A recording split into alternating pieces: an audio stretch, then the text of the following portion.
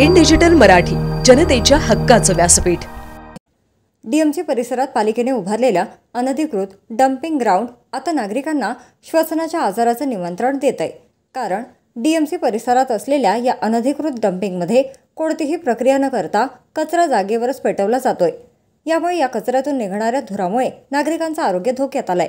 काही दिवसांपूर्वी अंबरनाथमधील जोशी काका रिक्षा चालक संघटनेने या डंपिंगच्या दुर्गंधीला कंटाळून रिक्षा बंद आंदोलन पुकारलेलं होतं। यावेळी पालिकेने डंपिंगमध्ये कचरा टाकणार नसल्याचं लेखी आश्वासन रिक्षाचालक संघटनेला दिलं होतं। मात्र त्यानंतरही हे डंपिंग सुरूच असल्याने नागरिकांमधून संताप व्यक्त होतोय। आता या अनधिकृत डंपिंगमध्येच कचऱ्याला आग लावून कचरा नष्ट करण्याचा केविलवाणा प्रयत्न संबंधितांकडून करण्यात येतोय।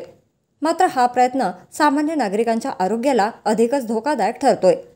कचऱ्याच्या ढिगाऱ्यांना आग लावली जात असल्याने परिसरात धुराचे लोट पाहायला मिळत आहेत। त्यामुळे नागरिकांना श्वास घेण्यास देखील त्रास होत असल्याच्या अनेक तक्रारी लोकप्रतिनिधींकडे प्राप्त होत आहेत।